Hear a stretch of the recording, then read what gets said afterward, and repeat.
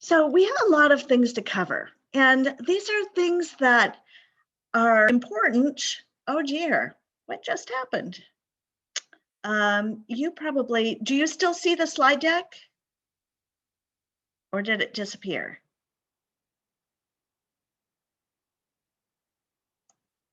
I can see it. Excellent. Thank you, Emma. I unplugged my second screen because I didn't want that to show up on the recording. And then all of a sudden what I was staring at changed, and it was just a bizarre feeling. Some of the things that I'm covering, I might go really fast. Please stop me. Some of the best,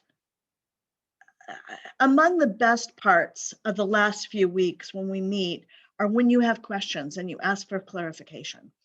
It's this really weird thing of I'm in my house prepping and everything makes sense to me, and then I give it to you and it may or may not make sense. And so that's why this back and forth feedback that's so hard to do on Zoom is actually so essential. And so let's get going. You'll see we're focused on drafting today, but I want to talk about a few other things. First of all, next week, there's a very light schedule because of rest and relaxation days. There are 3 assignments that you'll do, and they are relatively short assignments. I'm going to have a very short video about integrating quotations in an essay. And then I'm going to ask you to look at a quotation from the last essay and evaluate your work in integrating that quotation. And then I'm going to ask you to take a quotation from Barone and Grimm, introduce it with context, and then analyze it afterwards. And choose one that you think that you might use as a lens, because that way you have some practice analyzing it. And some of you have done a really good job of analyzing in the lens exercise. And so you can even start with that, use one of those quotations. You're going to notice that everything that I'm assigning you is super relevant for writing the essay.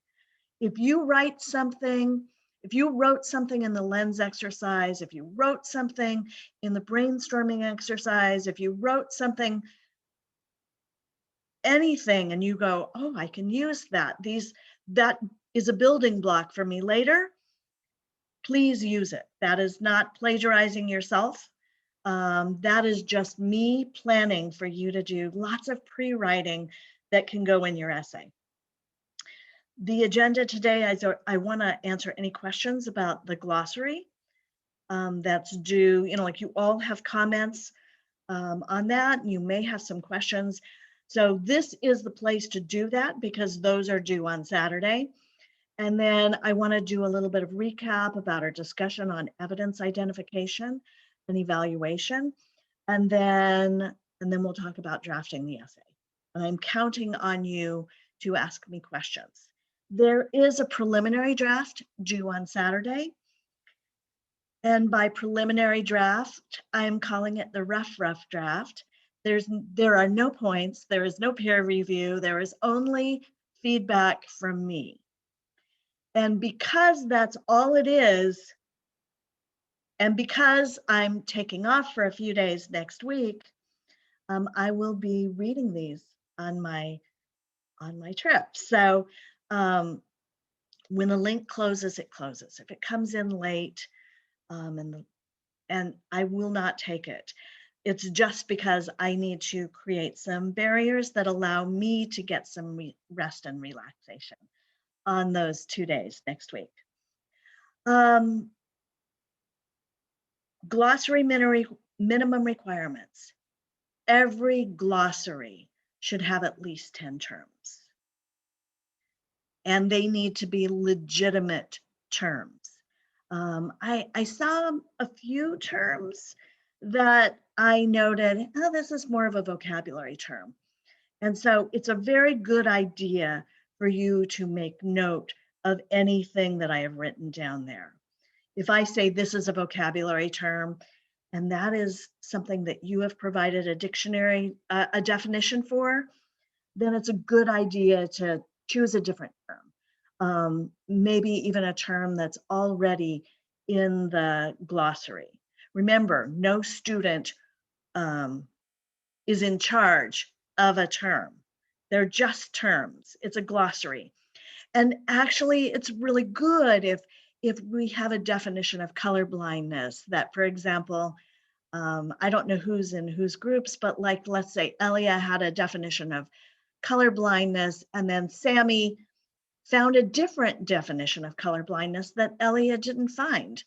That's really valuable because Elia and Sammy don't think identically, and they don't have the same research strategies. And so when different people can add to those, we will actually get a diversity of responses because we all have different strategies. And when we share what we've learned with somebody else, then we are all richer for that. Every student should have a minimum of 15 definitions. These could also be explanations or examples. And so I've put comments on there. Sometimes I put, I'm not really sure how this relates to the term, or sometimes I've put, oh, this is a good example. See if you can find a definition. And so that's there. Pay close attention to the comments I've put. You have to have an MLA8 citation for each citation. And if there are page numbers, you should be using in-text documentation. Questions on these minimum requirements. I know some of you have exceeded minimum requirements already. All you have to do is, like just look at those comments and you're done. That was the goal of doing this over several weeks, is that by the time it got to the end, some of you really, really would be done. Questions for me?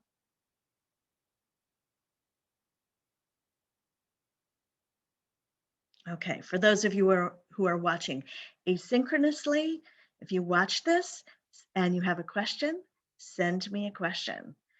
You're getting up to 2 points per definition, and that's just assuming you've got a legit definition, your citation is correct, and you'll just get 2 points automatically. And 2 times 15 equals 30, and you'll get all those points. This really is a goal to get you all to earn lots and lots of points. It does need to be alphabetized. Every student needs to submit this separately because you are all getting individual grades. You can submit the URL for the Google Doc. You can submit a PDF of the spreadsheet, and it's still not a spreadsheet. Do not copy paste your contributions into a text box or separate them into a separate assignment. I'm looking at it holistically. So, any other questions?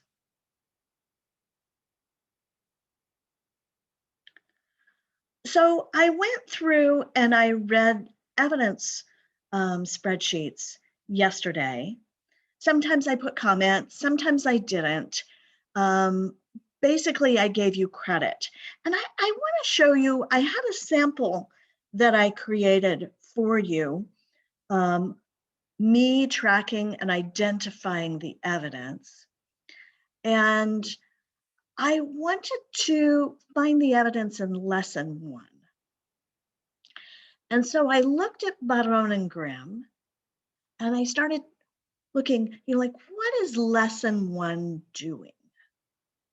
Because I needed to find the evidence.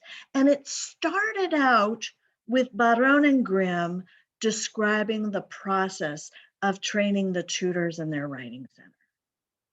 They described the books they read, how each, like they were paired up with students and each of them would present on a chapter. And they described the response of the students. That's evidence. It's a narrative of what they did and how it worked. And so it's a story. That type of evidence is personal experience. And so we could ask, are the events typical or are they unique? Are they sufficient in number and kind to support the conclusion? And so it's just them and their single writing center, and they could be unique, but they had several tutors who had similar responses.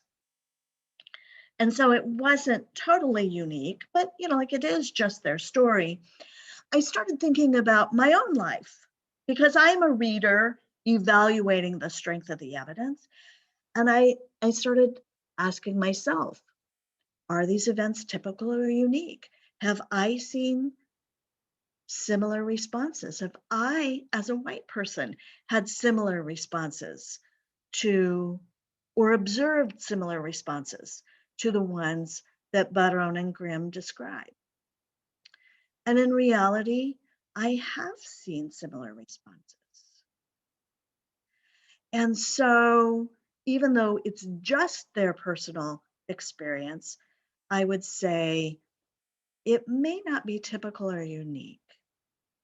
Is it sufficient in number? Well, if we count up my observations, then I, as a reader, might feel like it is.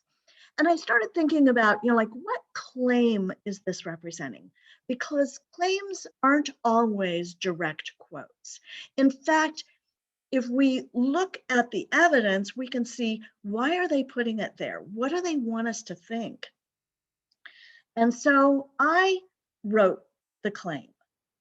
White students may resist learning about racial problems in America, because that's really what we see happening in the narrative. Because remember, sometimes, according to Briggs and Woolbright, narratives represent what is often overlooked. And if we examine the narrative, we can draw conclusions, and that is the conclusion. And then later on, after I had collected all the evidence in this section, I started thinking about how could I rephrase that claim in a way that might better reflect it. And so I wrote down working through racial identity issues can be challenging. And so I have two ways of wording that claim. In this lesson, we looked at lesson 3 on Monday, and I remember Hannah saying, this is all we've got is the narrative. There's no more evidence. And I looked through it, and sure enough, there was no more evidence. But in this lesson, in lesson 1, titled Expect the Unexpected, Barron and Grimm give a synopsis and some quotations from Beverly Tatum's article talking about race, learning about racism. Beverly Tatum is an expert. And so, like we can ask, like, does the person have expertise in this area, specific expertise? How could we find out Beverly Tatum's expertise?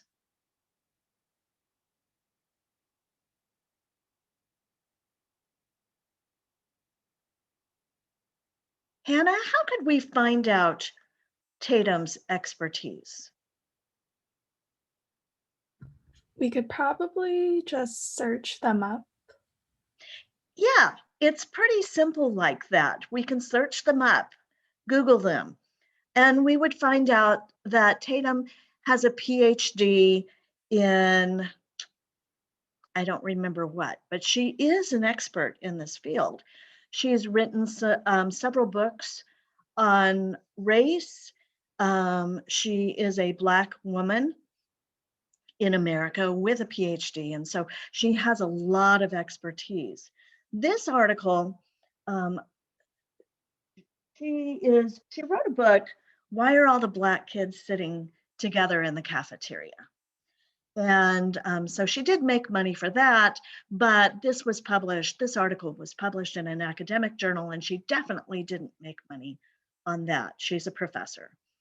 And so we can ask whether other authorities agree or disagree with the expert's view, because she was writing about, like the challenges of talking about race. And Barron and Grimm also mentioned Helen Fox's new book, When Race Breaks Out, and they describe what Fox discovered, and they have a quotation from Fox later on, which they analyze it. And it seems that Tatum and Fox agree that discussing race can be really challenging for students of color, but also white students who've been raised with specific narratives about America. And changing those narratives can make them feel really uncomfortable, and they may even push back and say this is revisionist history. That Ron Takaki, one of the texts that they were reading, anybody can write a book, like he might be biased. Again, Takaki is a professor, or he was a professor of history at Berkeley, and well respected. And so, like they were dismissing the expert opinion they found. And so in doing this, we identify the evidence in this section. And it can be challenging to identify evidence. It can be challenging to identify the claims. And the more you do it, the easier it will get.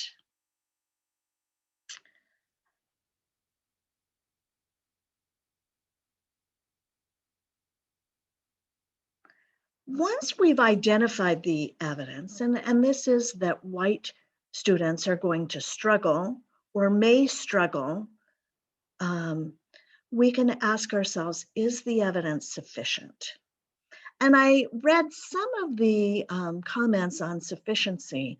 And so I wanted to talk about that a little bit more, because we really flew past that on Monday. Ruggiero says evidence is sufficient when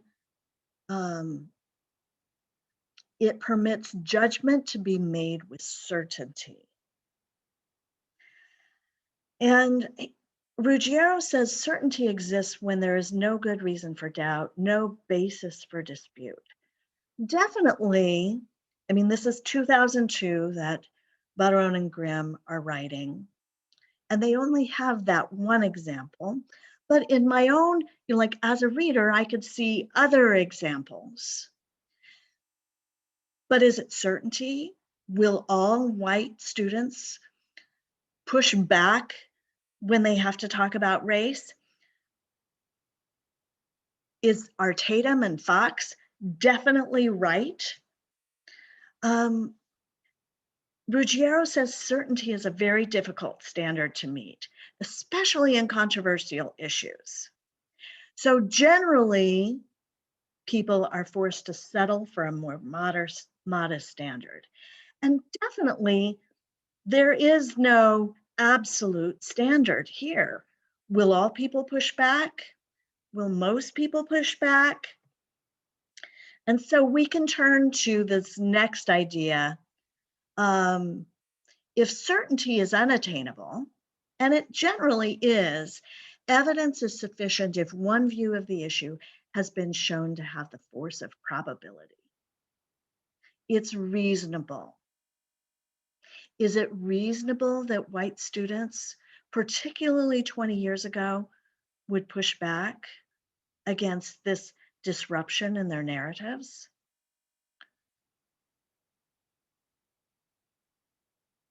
Based on the evidence in here, tested against my own observations, it seems to have the force of probability. I've seen it over and over again, particularly 20 years ago. Now, you don't have the benefit of being able to reflect on what happened 20 years ago because, well, even if you were alive, then you wouldn't remember. I do have that. And that reasonableness is very different than merely asserting it. All possible views must be identified and evaluated. And I would find this evidence sufficient, particularly combined with the other narratives in the text that illustrate similar ideas, just not in this spot. Questions about evidence sufficiency.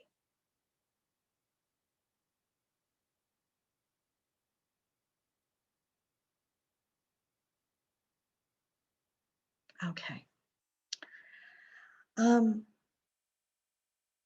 If the evidence doesn't show it's reasonable, then the evidence is insufficient.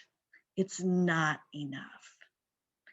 And this is important to think about, not just as you're evaluating somebody else's evidence, but as you write your own evidence. Remember, you are writing a literacy narrative in which you're examining an inquiry question, and you're using your life as research to bring a new answer, a new and surprising answer that might even surprise you.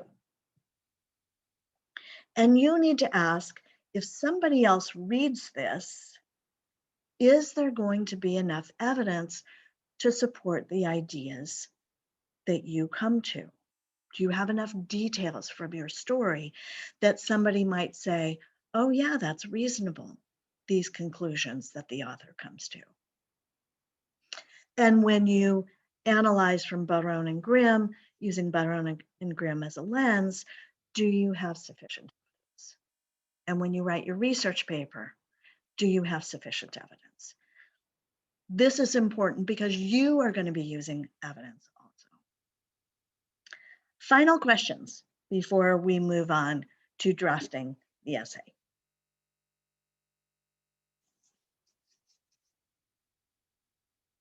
Okay. What makes an essay appealing to an audience like you?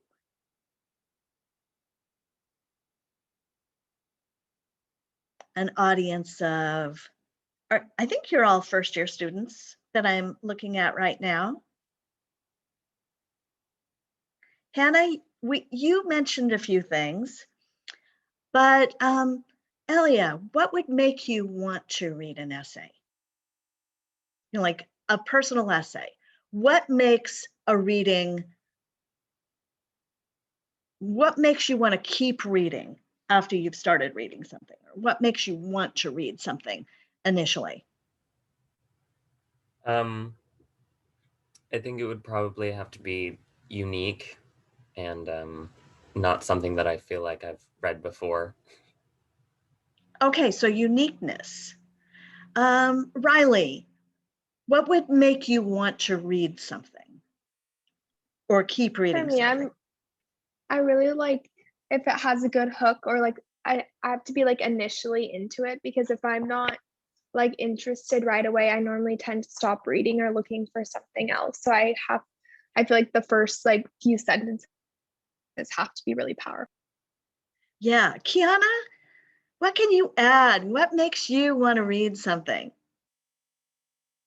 I feel like when the author uses like really descriptive language, and kind of like how in the article 7 strategies to write the perfect lead, how she was talking about like descriptive setting and like set the mood, I guess. That'll make the reader more like attracted to the reading. Yeah, totally. Sophia, what makes you want to read?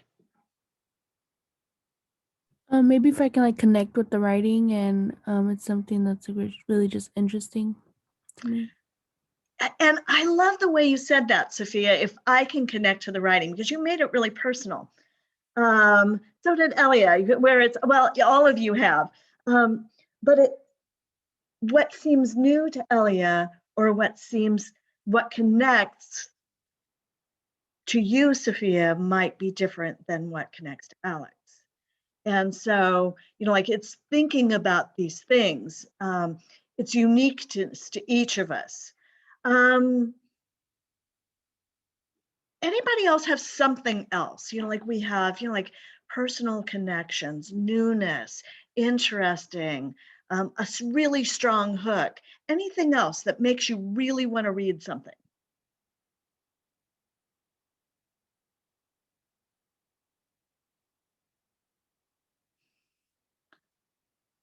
Kiana mentioned this text. I think a couple of you did, actually. Seven ways to start an essay.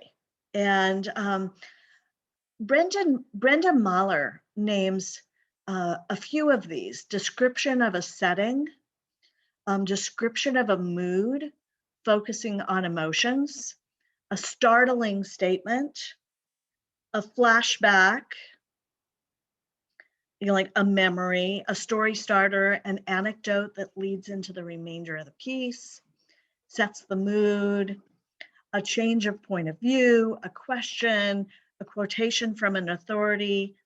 It was very weird because she said 7, and then when I started writing all the ones she named, I go, wait, there's 8 here. And then I didn't go back to figure out, like why I have 8 when she said 7. But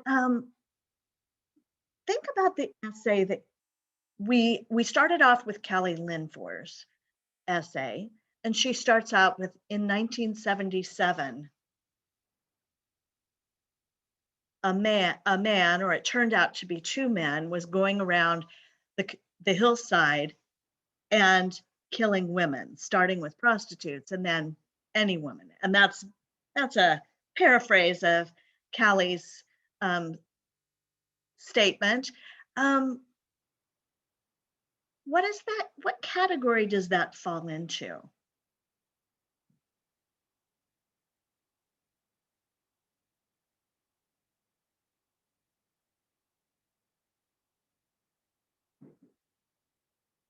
Sort of a startling statement.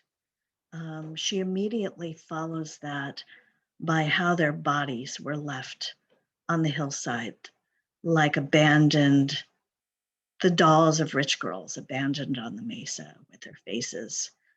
Yeah, it gets really, really messy. We won't go into that, but it was startling and it was emotional. I was 5 years old. We see her combining these things. Koenig,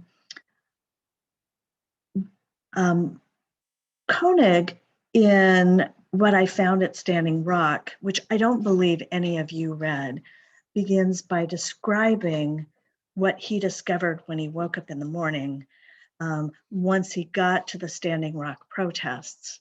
And he described the smells and what he saw, the bent over basketball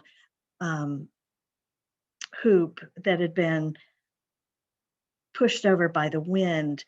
How does, I've forgotten how does Wynne start his essay? What strategy does he use to begin cannon fodder? Just unmute yourself and. He began, it's kind of a startling statement, but it's more of a small anecdote about his experience at UC Berkeley and the racism that he faced there. Yeah, yeah, and it really sets the mood and prepares the audience for what is to follow. What about McBride and Hip Hop Planet?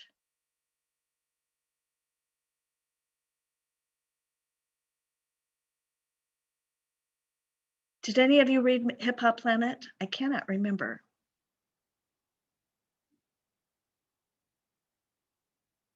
Or Gloria Anzaldúa in How to Tame a Wild Tongue.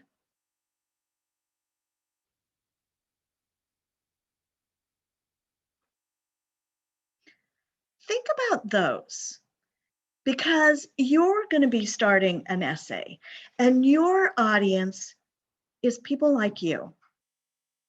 Think about what works for you. Think about what worked for those authors. And think about how you might start, because your hook is one of the most important parts of your essay. I would say as is the title. And we could see that all of the authors put a lot of energy into figuring out their titles. I want to say that writing this essay is not a linear process. We'd like to think that we could just, like once we've done all our brainstorming, I asked you what surprised you about Callie's process, and you said it was so random, and she's coming up with ideas and she's circling around and asking lots of new questions. Eventually, she got her material and then she planned her essay. But once she did that, she still was adding things and circling back. So start with your essay question. Reword it as many ways as you can to help you get a sense of what you're asking. You've got your brainstorming ideas, and then think about how you can start. Think about the strategies that Brenda Mahler provided in that article that you've already read. Think about the strategies that the authors we read used. Borrow a strategy from them. If you want to have a little hypothetical situation like McBride did, where he says, "This is my worst nightmare," and then he describes it. Think about what he did, and then he follows it up with an anecdote. Think about cannon fodder and Win, how he starts with an anecdote, a memory.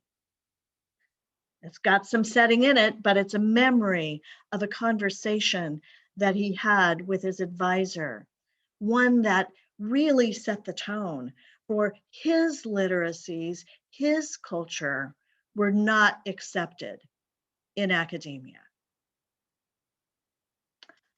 Gloria Anzaldúa tells this story about being in the dentist chair and her tongue keeps getting in the way, and this is awkward, drool, and and then she uses that memory, which is a memory that pretty much we all have, to ask, how do you tame a wild tongue?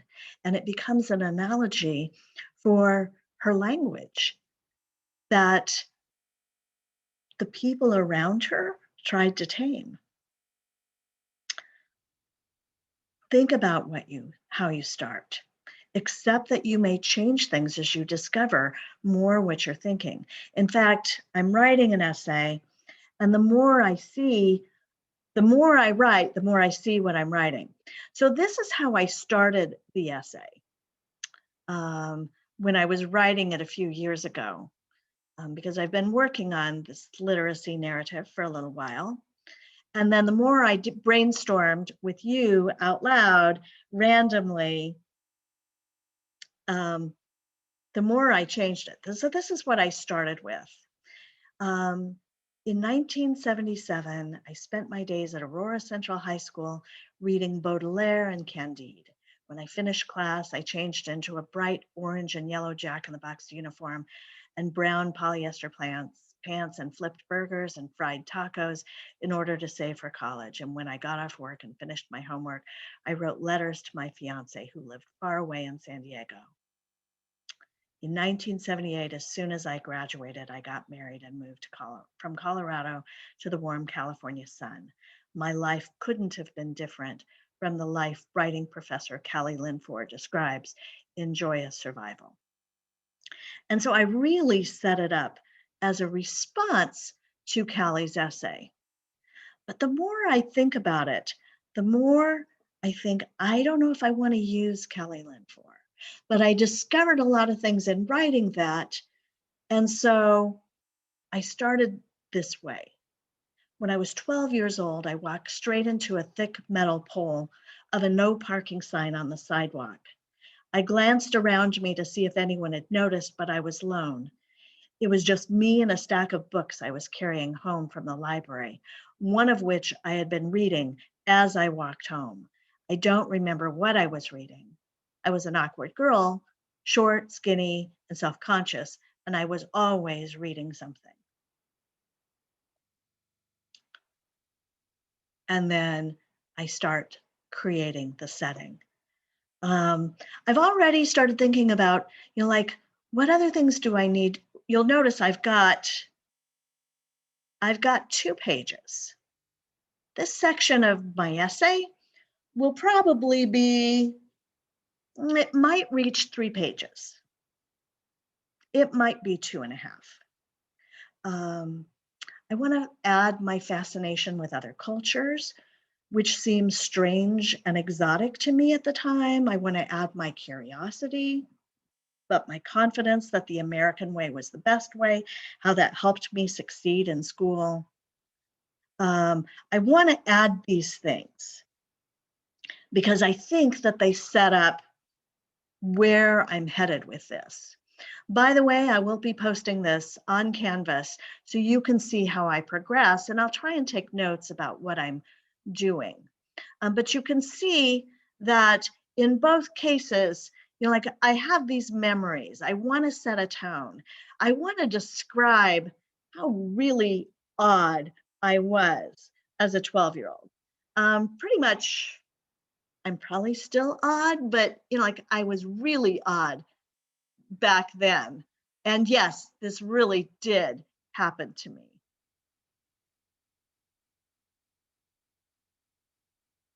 By the way, I'm just curious. Getting feedback from other people is different.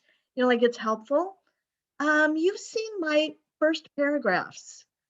Which one do you like better?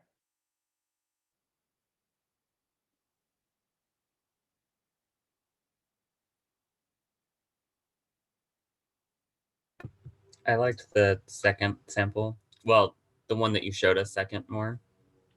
Oh, the one about where I hit my head on a pole. Yeah. Yes. Yeah, it's sort of a shocking statement, and it's a flashback. Other thoughts? Hannah, which one did you like better?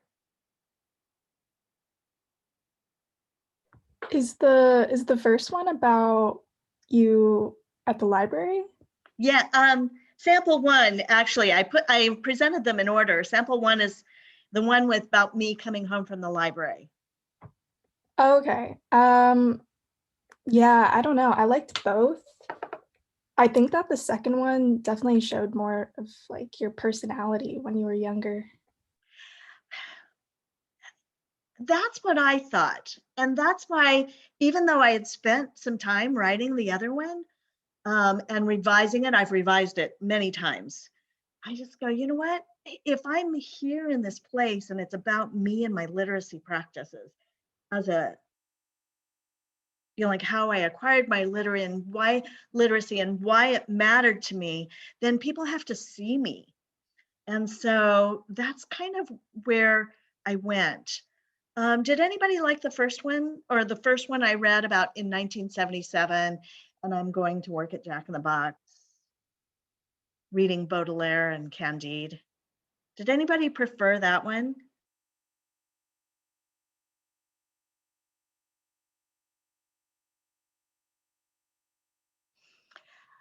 I think the thing I want to say is that I also have a third way that I've rewritten this. I want to say there's no single right way to do things. It's playing with it. It's seeing, like, how did that work? Did I achieve my goal? Did I pull my audience in? Is this something that works for my audience?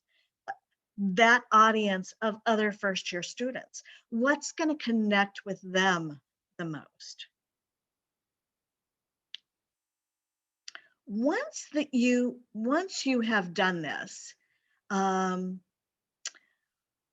I just want you to write. I want you to work on that hook, just getting started.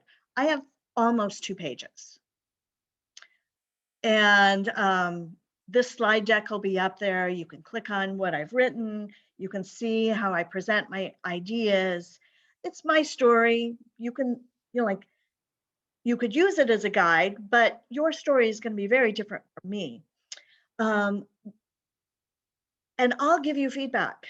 And, like I'll say, oh, that's really interesting, or maybe you could add some more details, or I like where you're headed, or how might you reframe this, or um, I, I will be positive and I will challenge you, because that's what I do. So don't be afraid, because I am your coach, your writing coach in this context. Once we get back, we will and you submit something else, you'll share it with a reading group, so you can get feedback from other first year students, and you can say, oh, I was thinking about doing this. Do you think that might work better? And so that'll be useful. So you've already thought about your lens text. Once you've posted your rough draft, then it becomes time to pour over Barone and Grimm and see what might fit. Because you're going to analyze, you're already analyzing and asking a question, but now I want you to bring new meaning to this. And I'll show you, and you'll have access to this also as soon as I post the slide deck. I just started pulling quotations from Barone and Grimm about color blindness, because I was very, very colorblind. I had no difference. I go into some detail about how I'm super middle class, super white, like family, mom stays home, I'm reading, I'm just this awkward girl who, the best thing I'm best at is reading books. I am that typical student, white middle class student with a sense of complacency, and I'm reinforced by the familiar values and routines of academic life. And so I thought, wow, that really speaks to who I was, my complacency. And I'm interested in multiculturalism, but not really challenging myself to see the world differently. So I just started pulling quotes. I would not use all of these because I don't want to write 5 pages of a lens. So I'm going to start and just pull everything that I think might be relevant. So I copy paste the quote just as you've been doing, and I'm putting the page number there because I don't want to go back and look for it again. Although, the Control F feature of using a computer is really wonderful. Analyze those quotations. Develop the meaning. What matters most? Don't forget the context of the quotation. I think that is really important. As I was reading some of your analyses, by the way, I did put comments on those lens exercises because I knew that, this is a pre-writing exercise for the essay. And so you need to know what I'm thinking, because you're going to be pulling these ideas. I recommend that you do this exercise as you're writing the lens portion. And you'll see my lens portion go up sometime this week. I hope so. I get my second COVID shot tomorrow, and I have heard that people get sick after the second one. And so I may not be feeling good on Friday when I plan on writing. That's a possibility. But don't ignore the context. The context is this discussion on race, the context of the African-American writing coach working with Barone is this disconnect that she feels awkward being the only Black student in her class. And her perspectives are different, and everybody will know that. So she never feels like she can be herself. That context cannot get lost as you're analyzing those quotations. Questions on what I mean by that?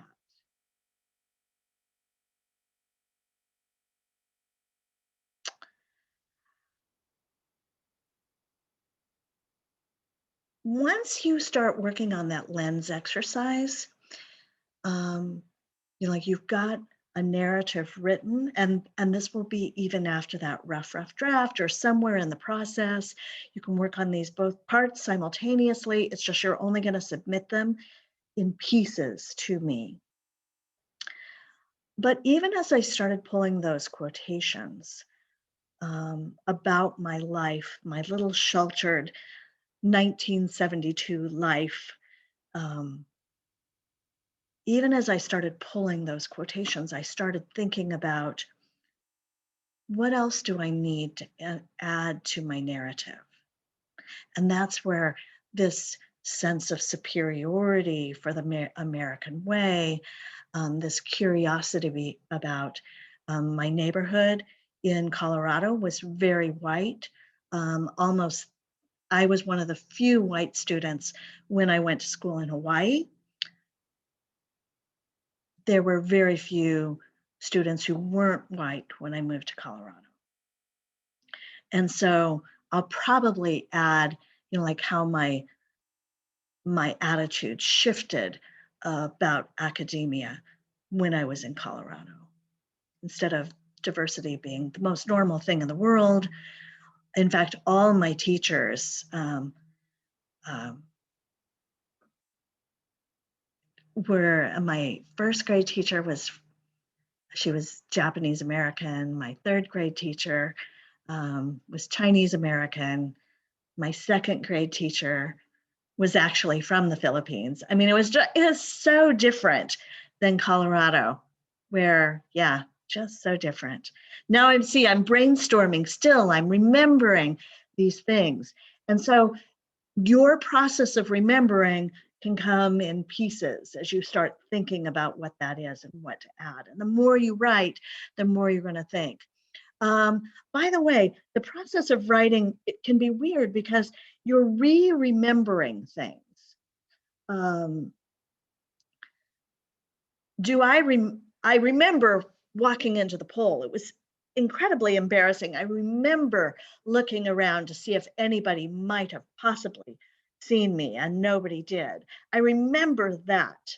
I don't remember that it was a no parking sign. But adding a detail like that makes it come alive. And so you might find yourself needing to fill in the details. And so that would be useful. That is what creative nonfiction does. I didn't want to speculate on what book I might have been reading because it gave me the opportunity to talk about how I read so many books that it was almost impossible to even imagine what I was reading. Questions for me about what it is that you're doing. I know it's 11:50 and I've covered a lot of material. So if you need to go, you can go. If you want to stick around and ask questions, I will be here.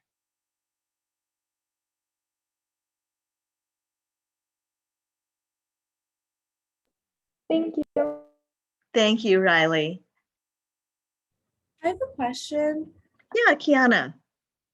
Okay, so in the breakout room the other day, someone mentioned that they did the citation for the glossary, and they did the MLA 8 format that we're supposed to do, but it was still wrong. Is there a way we can make sure that our citations are right? Because I also feel like mine are right, and I'm not sure if they are. Normally the library citations are pretty good, normally, but they're not always good. That's why I posted the slide deck about what are some common things that go wrong. The library citations won't have hanging indentation, so that's really good to keep in mind that you'll always have to add that. Sometimes they'll capitalize everything or they won't italicize the title of a book or the title of the journal.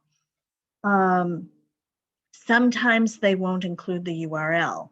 So I already am aware that these are common errors. So if I choose a library citation, and quite honestly, I like the library to create my citations because that can be time consuming to do that. I've developed awareness about what's the common problems. You take a look at the slide deck, you'll see I've got some examples of what a citation actually looks like for different categories, and I identify the possible problems. Okay, sounds good. Thank you. All right. Talk to Bye. you later, Kiana. Bye-bye. After you get your vaccine, I recommend you take 2 Tylenols. That's what helped me a lot. Okay. I will thank you for that advice. I will do that. No worries. Okay, thank you. Okay, bye-bye.